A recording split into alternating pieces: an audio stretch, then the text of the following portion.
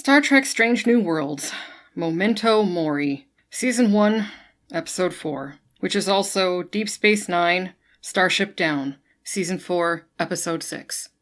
Yeah, before we get going, because I've seen this discussion online when people are defending works that they just laugh off as, well, it's just part of the trope. So, of course, the tropes are going to have things that are similar.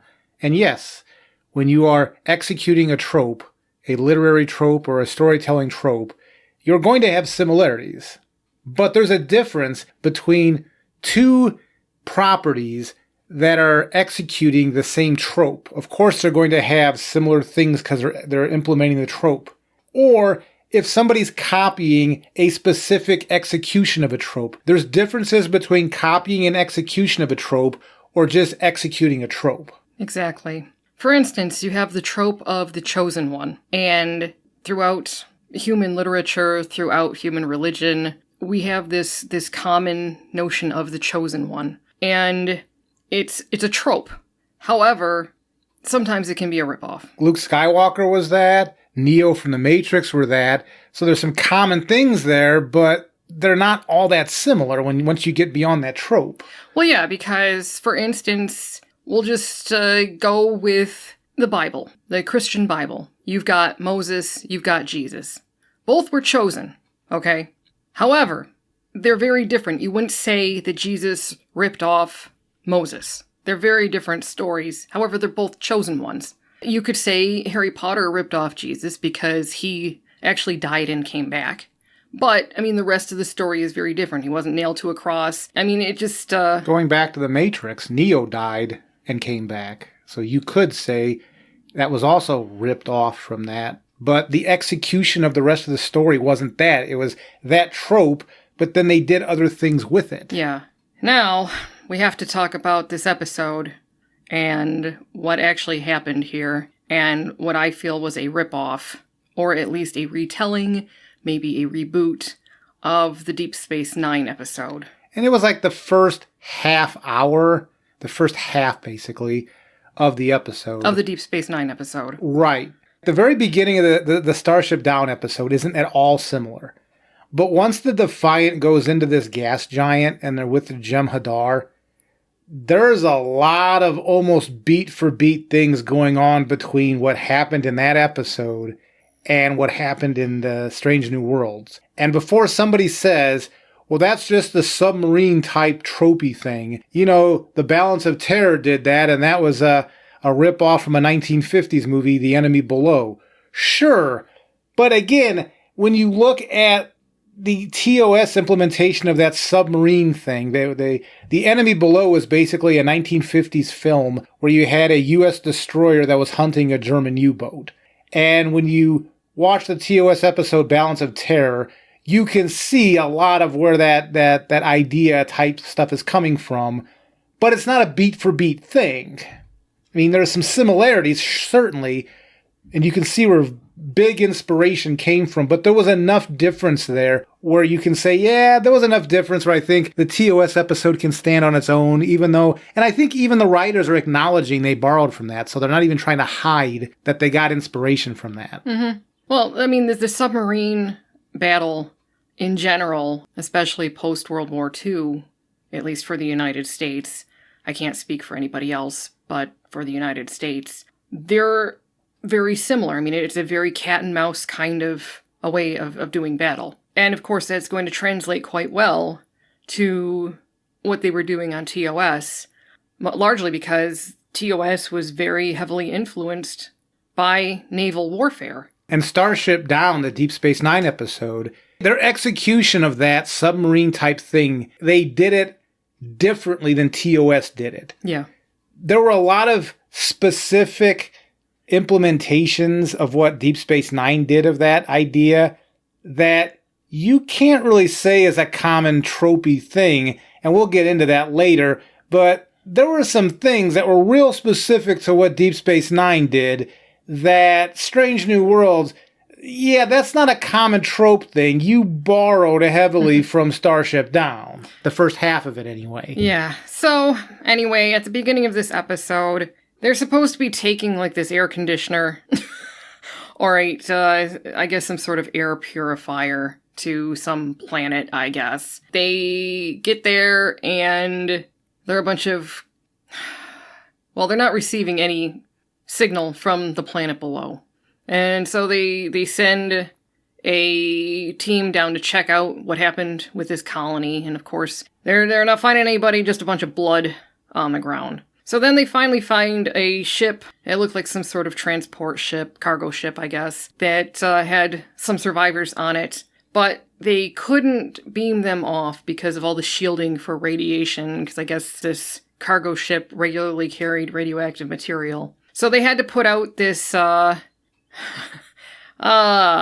sort of umbilical cord type walkway. I mean, what did they even call that stupid thing? An evacuation tube or something. Discovery used those in their series as well. Well, yeah, but it felt like, here's a way to up the drama. Well, I just added that, explaining that Discovery used it because this series is still tying itself to Discovery. Yep, and we'll get to that again. And I don't understand why. Discovery is something you should be avoiding at all costs. Isn't this supposed to be the series for people who weren't happy with Discovery? So why would you keep tying it to Discovery? Because they desperately want to make it a thing.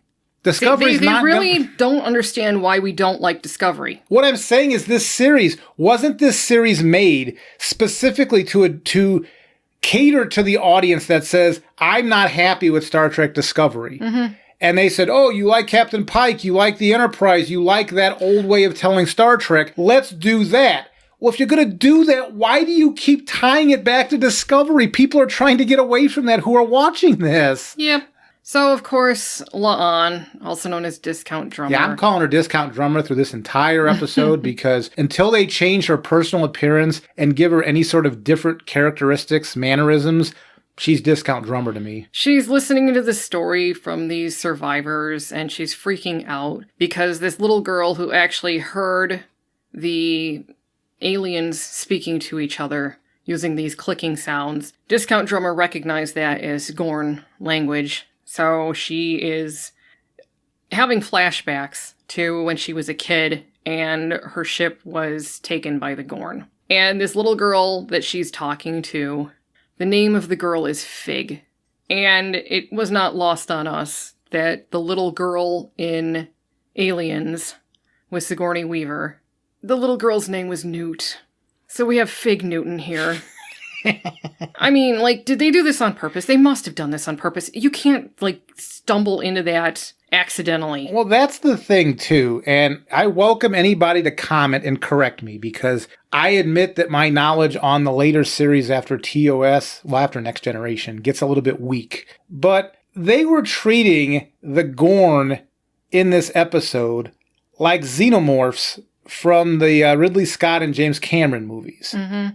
And I understand in the Bakula Enterprise, there was that season 4 two-parter where they were in the mirror universe. And if I'm remembering correctly, again, correct me if I'm wrong, yes, they had a Gorn, and yes, the Gorn was hunting people down like the Xenomorph did on Aliens.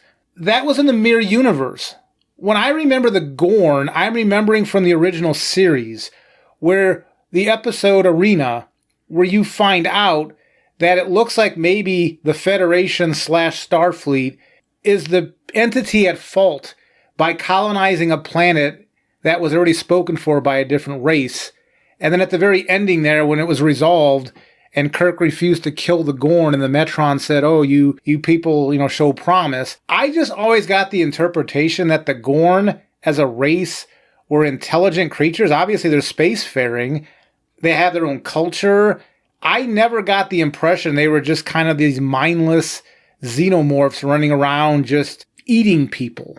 But I'm basing this on the original series Arena.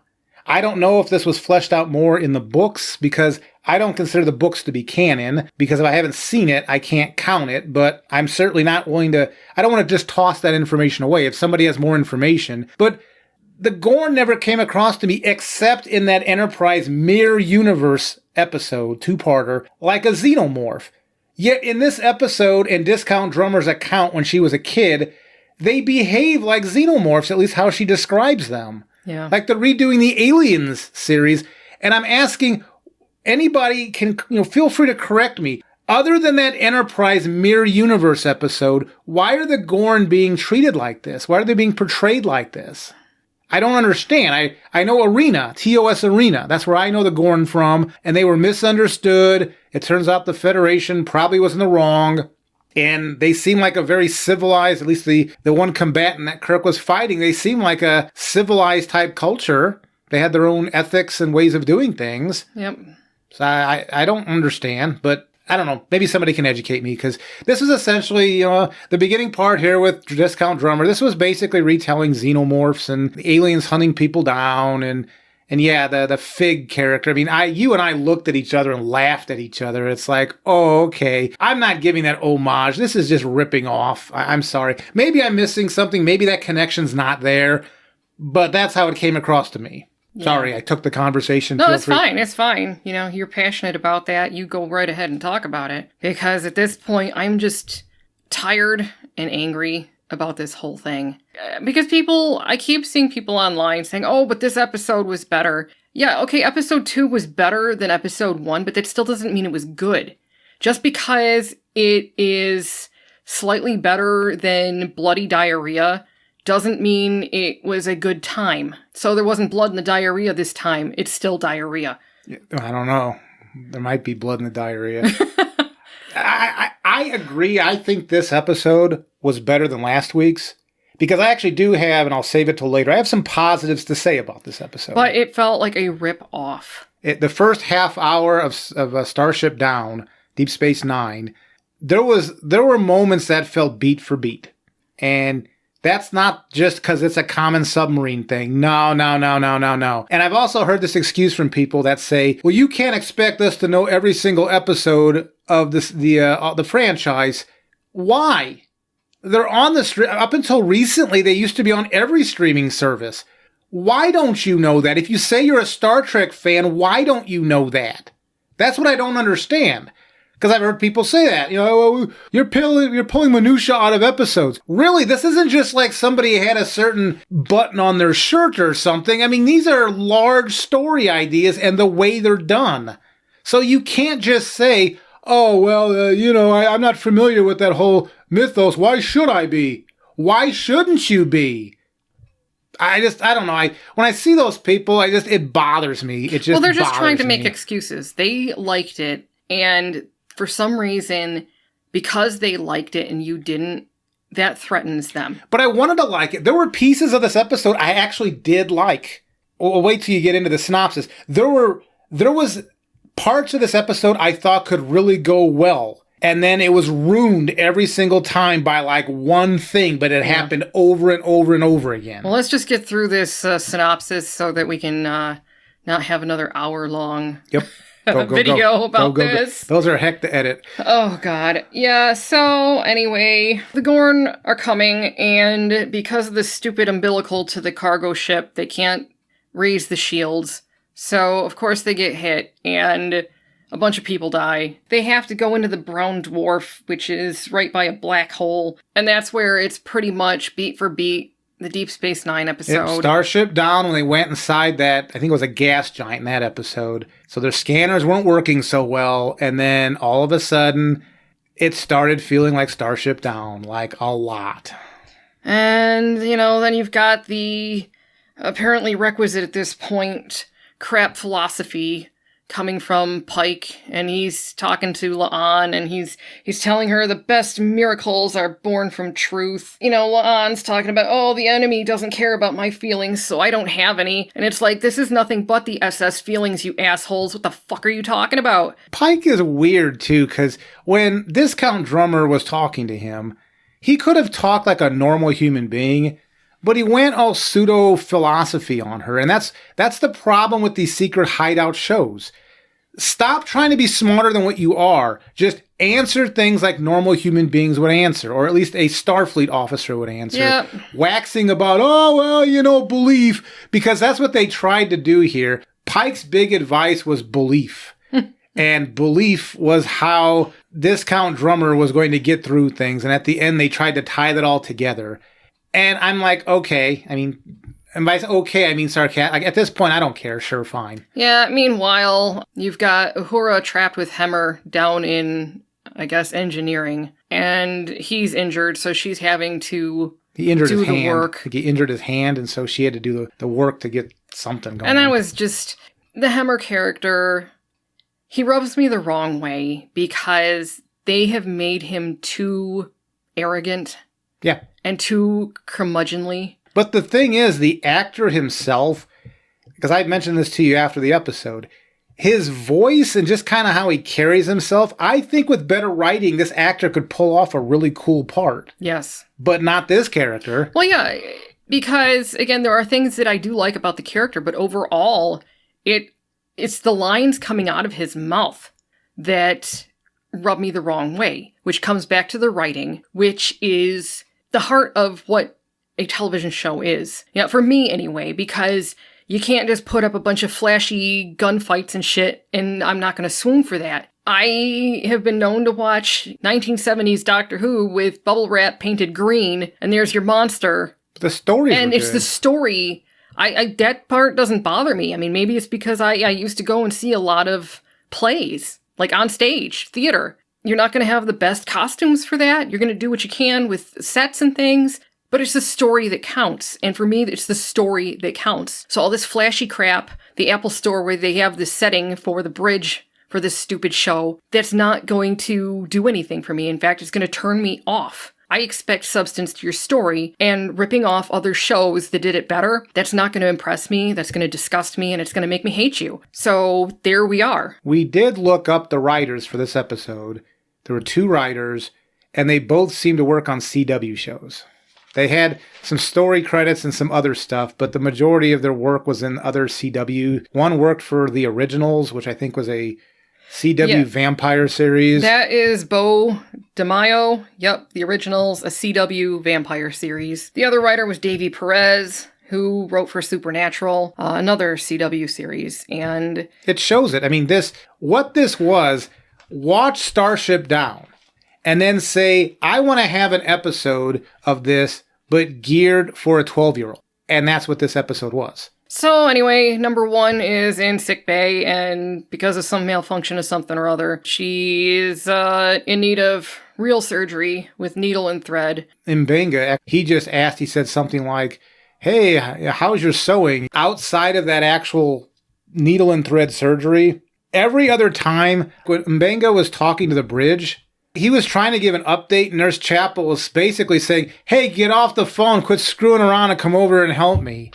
Nurse Chapel runs sickbay. Yeah. But like later on, like somebody was asking, running out of plasma or something. Didn't ask the doctor, asked Nurse Chapel, because Nurse Chapel runs sickbay. Well, she runs sickbay. So Spock is on the bridge, and because they're in this gas giant or brown dwarf, whatever the hell it is. It was like a brown dwarf circling a black hole, and I guess what they were in was, I don't know if they were, the matter that was around, I mean, I don't know what was creating this thing that they were flying through, essentially. I guess it was just the matter that collected around the black hole, including the brown dwarf. I don't know. I'd have to go back and look, but they were in something where it was like pea soup that they had to... It was the gas around the brown dwarf. Is that what it was? Yeah. Yeah, so, because none of their sensors worked, Spock gets all creative and he turns a compass into a radar, which is a lot like what they did in Deep Space Nine with the echolocation. Except in Deep Space Nine, there were more consequences for using that echolocation, because every time they pinged one of the Jem'Hadar ships, they gave away their own location and had to run like hell away from where they were. So the stakes were actually higher for using such a thing in Deep Space Nine than in this Strange New Worlds. So since the Gorn didn't know where they were able to drop a torpedo on the Gorn and destroyed the Gorn ship. Oh, except it turned out that was just a bait ship, and there were 3 more ships sitting there waiting. Yeah. It just... this whole story just really made me angry. I guess go on with the synopsis. Yep. So because of these other Gorn ships coming at them, they go deeper into the brown dwarf. Captain Pike's reasoning is that the Enterprise can outlast the Gorn ships in the immense pressure that's being exerted on the ship from the black hole that's sucking everything in. He kept saying, I believe in the Enterprise. He said that 2 or 3 times, which goes along with what he was telling Discount Drummer. And in Starship Down, in Deep Space Nine, he said it once, Sisko. Because Sisko talked about they were in a gas giant, about going deeper in the gas giant because, they wanted to try to escape the Jem'Hadar. And I forget who it was, but somebody on the bridge said, I'm not sure we can take the pressure, much like they did in Strange New Worlds. And Sisko just once, but he said, I believe in this ship. Mm-hmm. And so, again, that's not just a submarine thing. That's a little bit more specific. There's more to it than that. You already talked about the Echo stuff. Yeah. But, yeah, he believes in the Enterprise. Yeah, so then, because of the ship slowly imploding, they're losing decks, so they're going to have to close bulkheads. So they're closing bulkheads, and one of the crewmen get trapped on the wrong side and ends up dying. And then, of course, in Deep Space Nine, it was because they got hit by weapons fire from the Jem'Hadar, but they're still having to seal off decks, closing the bulkheads. And what do you know? Jadzia and Dr. Bashir get caught on the wrong side of the bulkhead. They survive in what appears to be some sort of closet or something. But again, there was another facet of the story that was lifted, changed slightly, and there you go. This isn't just a general submarine battle.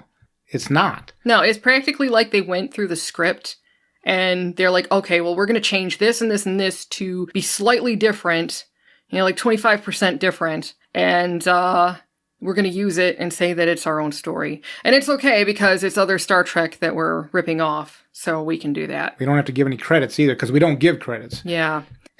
One of the Gorn ships does implode, so they've gotten rid of one of the 3 ships now pursuing them. The black hole is sucking things in faster than they had originally thought it was. So La'an and Spock get into a shuttle to go do something. That shuttle, the interior, was gigantic. It was gigantic. There were these 2 seats.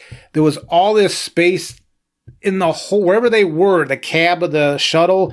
It was gigantic. I'm like, what sort of shuttle are you people flying? It was huge. Yeah. It almost felt like it was the size of the original Enterprise's bridge. It was quite large, yeah. So anyway, Spock and La'an are out there in this shuttle. They see that the Gorn ships, the 2 that are left, are communicating with each other using flashes of light, kind of like a Morse code kind of thing. But it felt to me like it was just more of this weird ripping off of Close Encounters of the Third Kind. I mean, I know that it could have just been a viable way of communicating between these 2 ships when communication is down. Well, that's how the Navy used to do it. They used to have those shutter lights that they would go between ships. Yeah, but I'm just so affected at this point by what they've already done in this series and what they did in Discovery, that even if it stinks even remotely, like they've ripped somebody else off, I'm immediately triggered at this point. I guess I'm just so far beyond being able to give them the benefit of the doubt at this point, just because of this episode in particular. Just this beat-for-beat thing that they took the Deep Space Nine episode.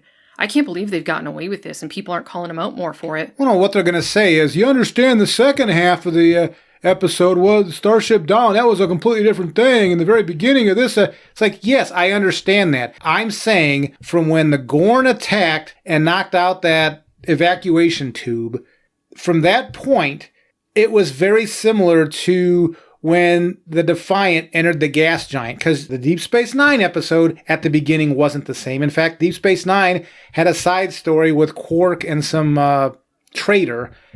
Yeah, that wasn't in this Strange New Worlds at all. That's not the part of the story we're talking about. We're talking about the actual submarine battle inside the gas giant. Go back and watch that. If you've seen Deep Space Nine before, go back and watch it. If you haven't, go and look at the episode. Before you say we're full of crap, go look at the episode. Make sure that we're full of crap before you call us out on it. So, Season 4, Episode 6, yeah, Starship Down.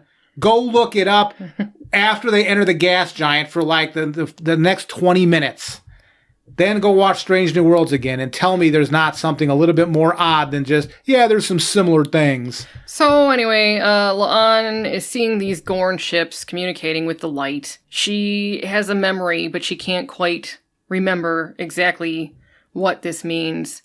Because she's blocked it out because it was so traumatic. So thank goodness Spock is there with her, because she asks him to do a mind meld on her to help her remember, because it's that important. And of course it is, because he goes into her memory, and as it turns out, her brother, back when their ship was taken by the Gorn, had apparently figured out he could decipher the lights that the Gorn used to communicate. And because of that, she is able to send a message pretending to be one of the Gorn ships to the other one, saying that they had been taken by the humans. So, of course, what does the other ship do? It destroys the ship that it thinks has been overrun by humans, because apparently they destroy all the weak, and because there were humans on that ship, they were weak, so they destroyed them. And that story idea isn't necessarily bad, but in the middle of, on this giant shuttlecraft, in the middle of doing something that mattered, Spock entered this mind meld.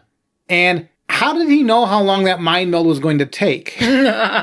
Well, please elaborate, because there were a few weird things about this mind meld, too. Yeah, one was, I'll say the easy one, and you can talk about the Discovery tie-in. But I don't remember, again, correct me if I'm wrong, but Spock mind melding here, it turned out like the Picard episode where that Watcher entered Picard, or as I called it during that review, the Jane Patrol episode from Doom Patrol, where you actually saw Spock inside of her mind watching the events with her.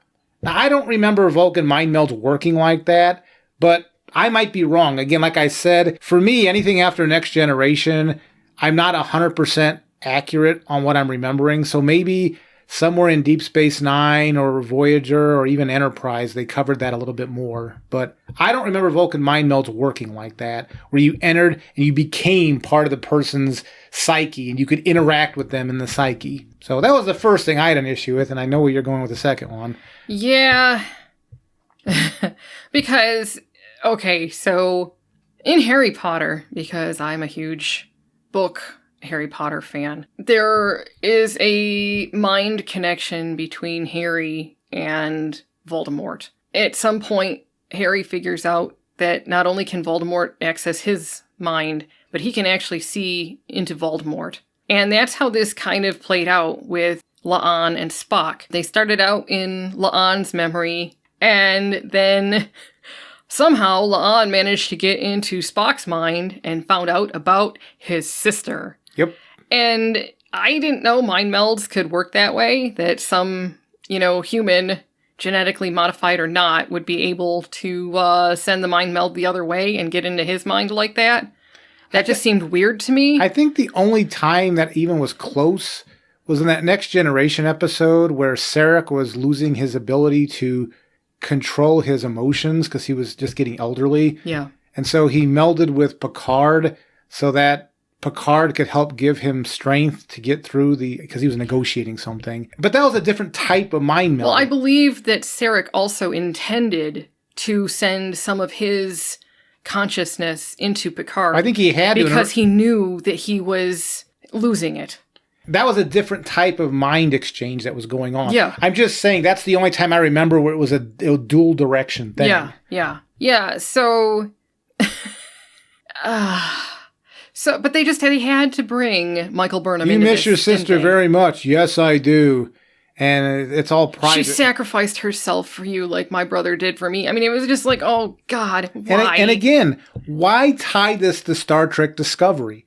Aren't people watching this? Aren't they trying to get away from Star Trek Discovery? I know the group that I hang out with, that's exactly why they tried Strange New World. I don't like that Discovery crap.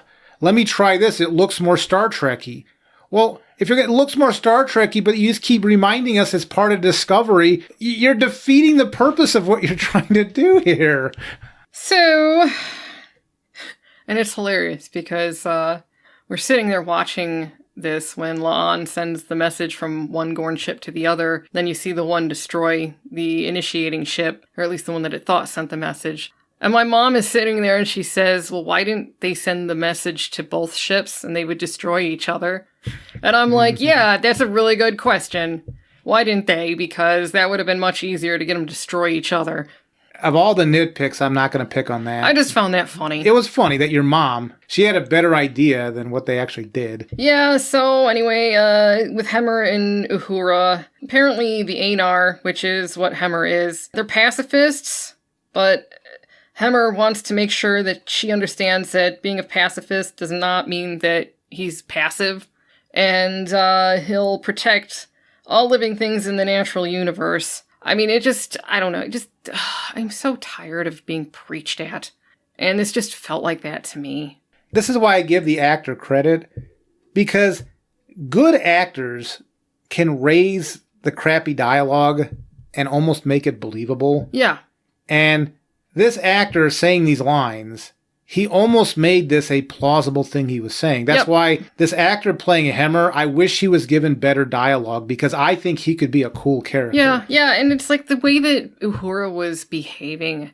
She was acting like a teenager. Yeah, well, when you're done with the synopsis, I'm going to go back and talk about that. All right, then I'll just leave that alone for right now. What they're going to do is use the black hole's gravity to slingshot the Enterprise away. And at the same time, because of the way things look to other ships, when you're close to a black hole like that, they're going to think that the Enterprise was destroyed. And how they're going to do that is they're going to jettison that air conditioning thing that they were taking to the colony, because clearly you don't need that anymore, and blow that thing up. And the Gorn are going to think that everybody on the Enterprise is dead. And in order to do that, they're going to have to jettison everything that is in the bay where Hemmer and Uhura are currently trapped.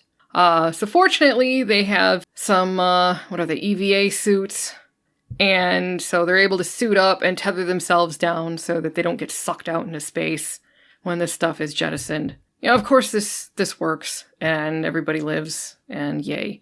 All I'm going to say is, if anybody remembers the Next Generation episode Disaster with Geordi and Dr. Crusher, I won't even go into any similarities. Just, if you know what I'm talking about, nod. If you don't worry about it.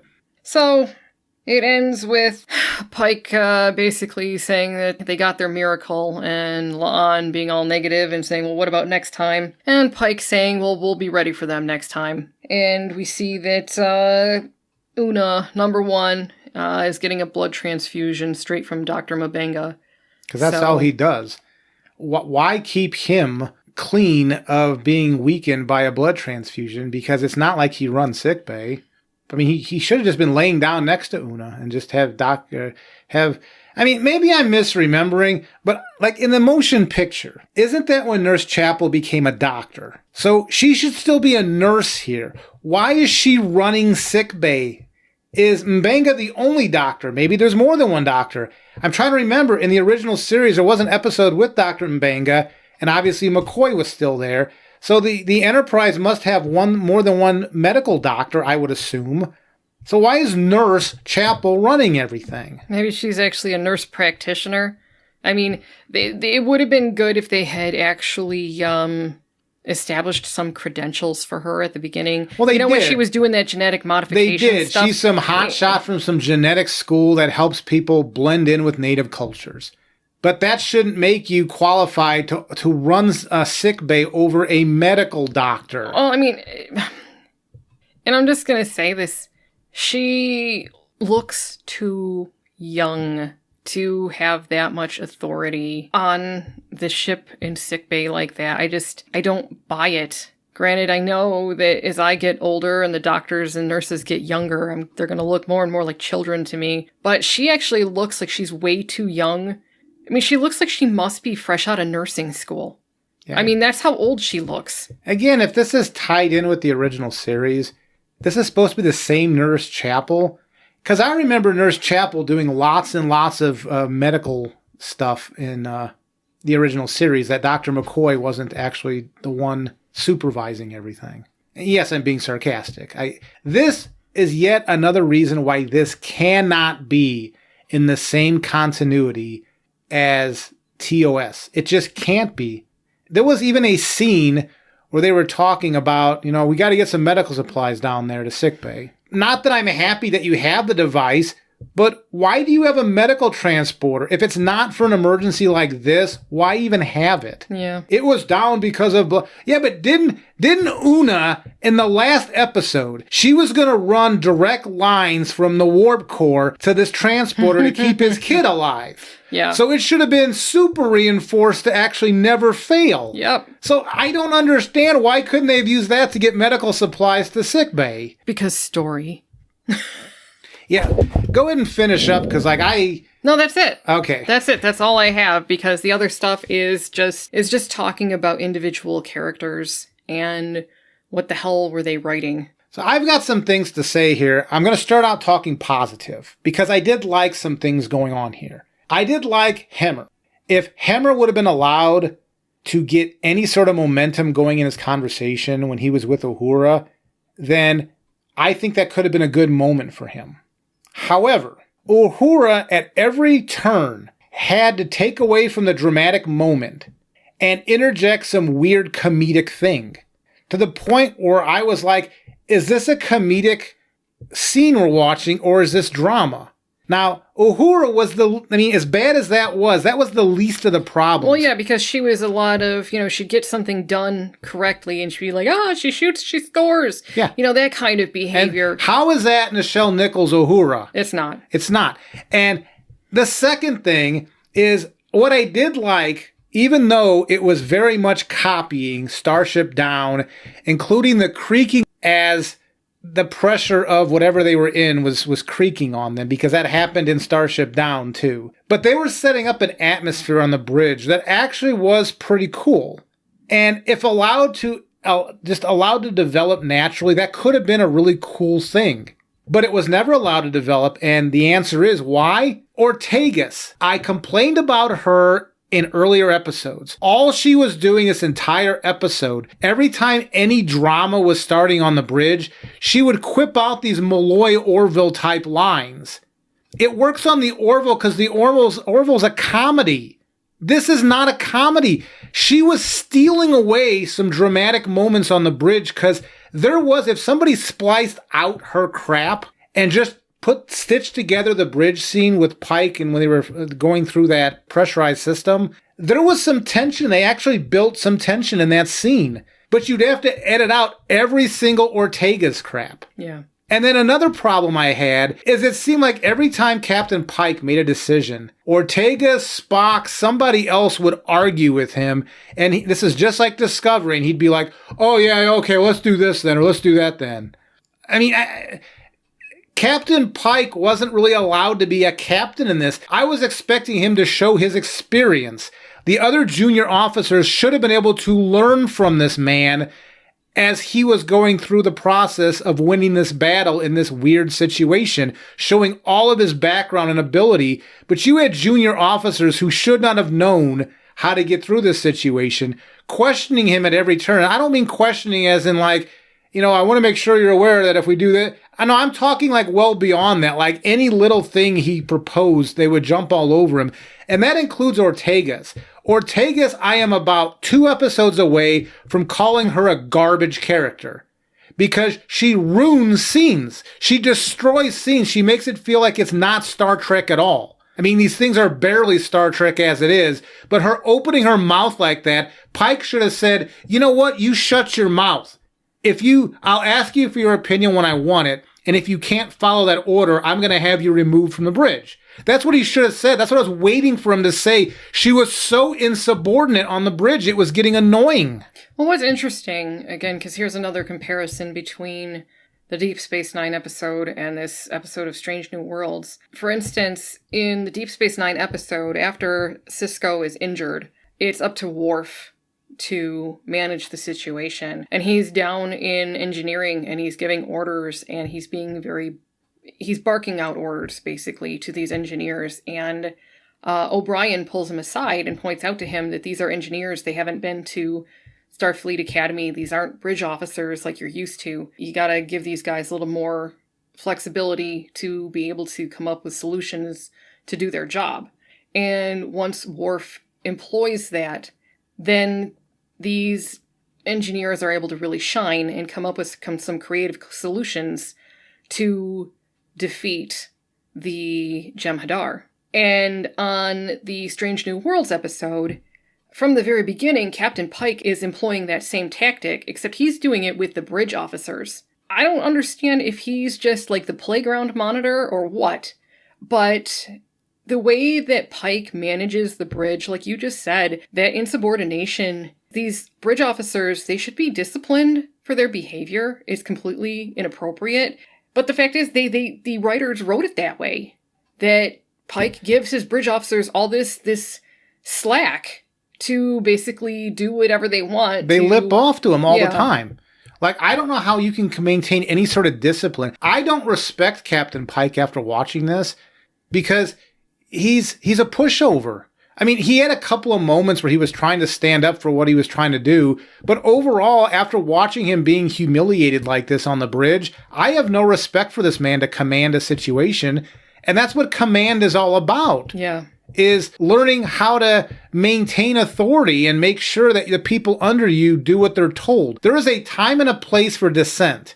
In a crisis is not the time to do that unless you're going to pull a full-off mutiny. Yeah. Unless you're going to mutiny, shut your mouth and do your job. Yep. So that bothered me. Ortega's, I mean, I'm going to give her a couple more episodes, but if they don't do something different with her, she is a garbage character.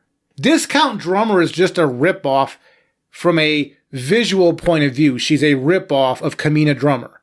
But that character doesn't really annoy me beyond their copying the personality of the Expanse character. Whereas Ortega's, she annoys me. She annoys me beyond any ability to describe because she's lipping off constantly. She ruins dramatic scenes. Yeah. There were some potentially cool bridge scenes here, and she ruined every one of them. If you're a fan of Strange New Worlds, you should be mad at that character. You had a chance to have a cool action moment in this episode, a few action moments, and Ortega's ruined it every single time.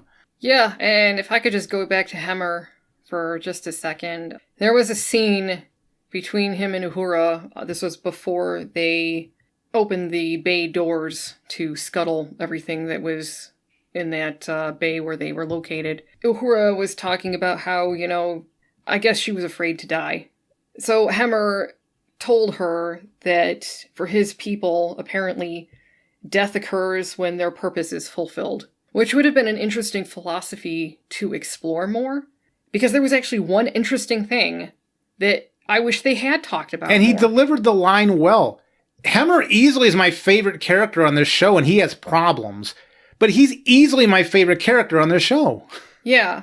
Yes, I mean, there was that just, to me, showed how much wasted potential there is with this show by using all of these CW and children's writers. I think they're making a children's show. Yeah. They're stealthily, not only are they stealthily rebooting the show, which, by the way, they're trying to reboot Star Trek under your nose, but at the same time, they're moving the age level down for this show to the young adult audience. I mentioned that last week, and this reaffirms it. This is written like it's meant for early teenagers. Yeah. And there's nothing in this episode that leads me to believe it's any different. If you don't believe me, watch almost the same story on that Deep Space Nine episode.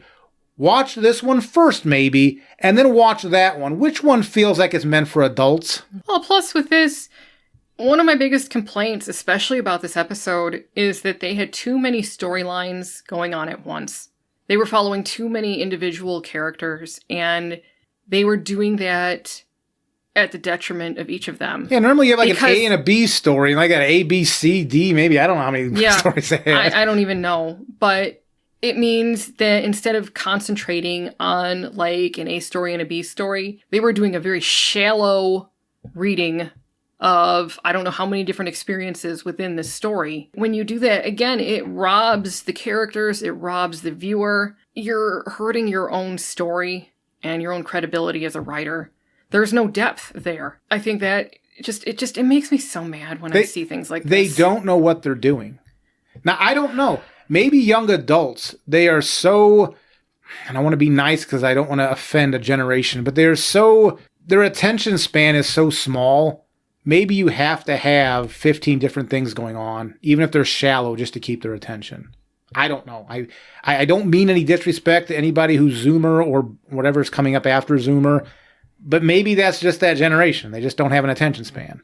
And speaking, I want to get one last thing in here, for me anyway. They keep bragging that this is an episodic show franchise here.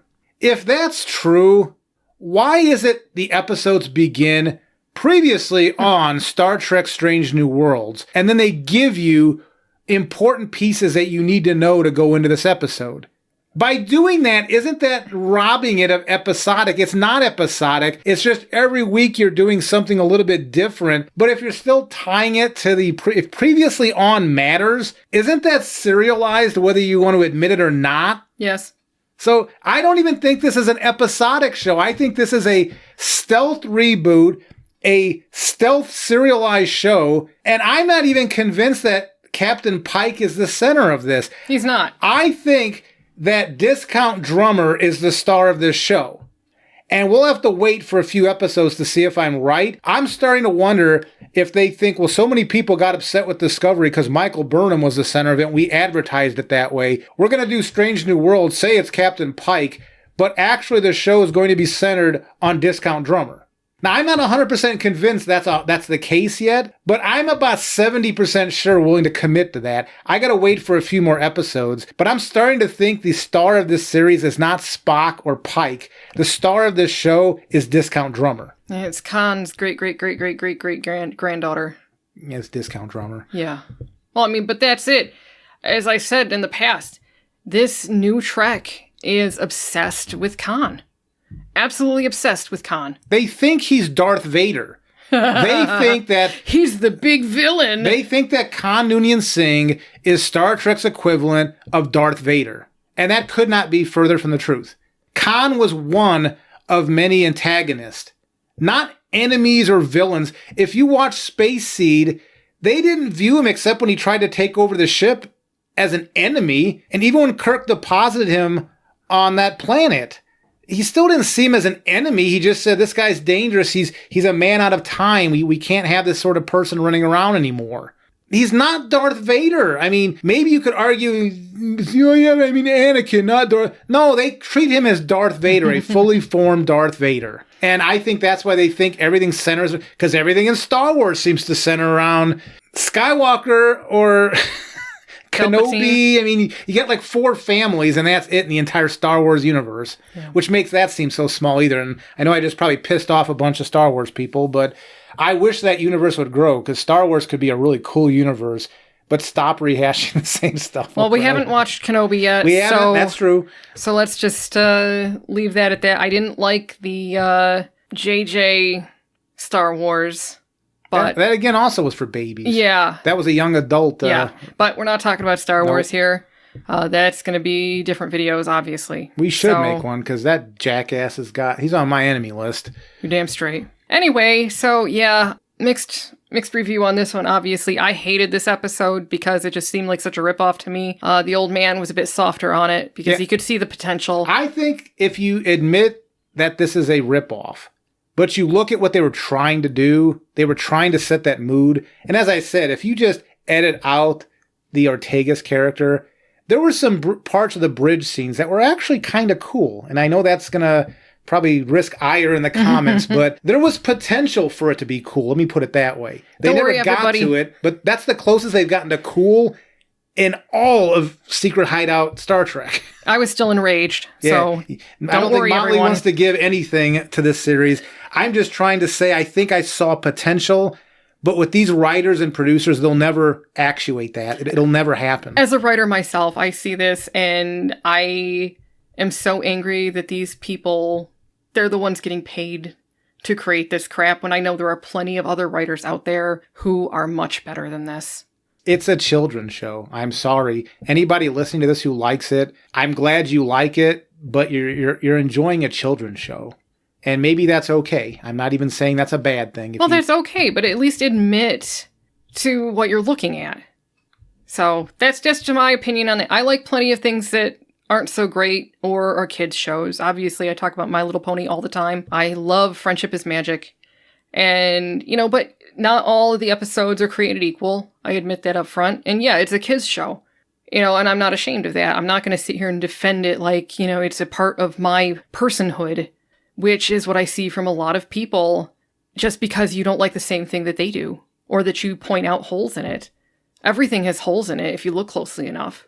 Yeah, there's nothing that I like that I couldn't jump on the devil's advocate side and pick on all sorts of things. Yeah. Because as much as I like the original series of Star Trek, I could pick on that series a lot. Yeah. I mean, especially in 2022. Mm-hmm. You know, but you're not sitting there saying it was the most perfect thing ever. No. And There was nobody a lot of can good criticize in there. it. There was a lot of good in there, but I could pick apart and I could show you a lot that was wrong with that series. Yeah. And everything I like. It's not just TOS. I love Babylon 5. I've made no pretense about that. But I also think Babylon 5 has a lot of problems. Yeah. Everything does. None of these franchises is perfect. The Expanse. I love The Expanse. I think The Expanse has a few problems too. Yeah. And you know what, though? If somebody points those out, I'm not going to throw a tantrum about it. No, it's just, you're right. Yeah. Good point. Yeah, it is a good point. So, I don't know. Anyway, so clearly I'm not happy about this situation. This angered me, like I can't even tell you. People ripping things off and pretending like it's their original work just really makes me angry. And you can say, oh, well, they didn't do that. Well, they didn't credit the writers on Deep Space Nine. So yes, they did. You know what? Go ahead, comment, tell me what you think, but you're not going to change my mind on that one. I'll only say I will give this slight credit for what they were trying to do with the bridge scene as they were having that battle. Several battles, actually. Potential. They never pulled it off, but at least I guess because of all those series I've watched of Star Trek, I want to give them some credit for what they tried to do. And if they get rid of the Ortega's character, maybe they'll have a chance to pull it off one day. Maybe, but I doubt it. Anyway, thanks for listening, and we'll be doing the same thing again next week. Take care. Ding ding ding diggy ding ding. Ding ding ding diggy ding ding. Ding ding ding ding. That's the way theirs goes. Ours goes ding ding ding diggy ding ding. Ding ding ding ding diggy ding ding. That little bitty change. It's not the same.